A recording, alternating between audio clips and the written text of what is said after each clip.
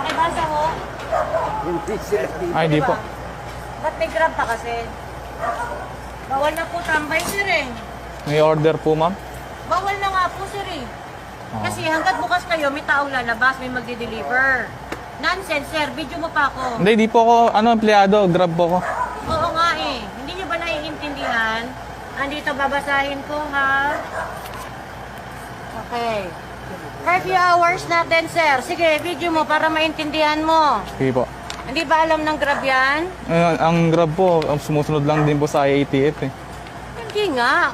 May IATF nga Opo. kayo. Pero ECQ tayo, sir. Opo. Kuya, dala mo yung memorandum natin. Yung printed. Okay. Teka lang, sir. May pinapa-implement tayo. 6 p.m. to 5 Sige po. p.m. Okay? Curfew yan. So, ibig sabihin, Picture ko lang. oh, sige, si alas 6 ng gabi, Apo. curfew na hanggang alas 5. Apo. Intindihan?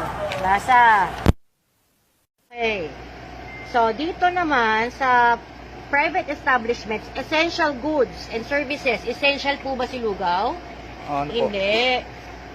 Kasi mabubuhay ang tao nang walang lugaw. Ang essential, tubig, gatas, groceries. Pagkain po yun, ma'am. Hindi nga. Eh di sana lahat ng pagkain bukas. Ito si polis, paliliwanagan kayo ni polis. Okay? Naiintindihan po? Naiintindihan. Okay? Tapos, may nakasulat din tayo dito, sir, na ang pupwede lang, provision of foods and essential. Hindi essential si lugaw. Sana bukas din si bakery. Naiintindihan? Okay. Ano pa dito? Kasi may permit naman po sila, ma'am. Galing Lahat po may permit, sir. na Lahat may 24 permit. hours po sila, allowed po May sila mag-operate. ni-implement kasi tayo na curfew hours, sir. Hindi po essential si lugaw. Oo. Mabubuhay tayo ng walang lugaw sa maghapon. Okay?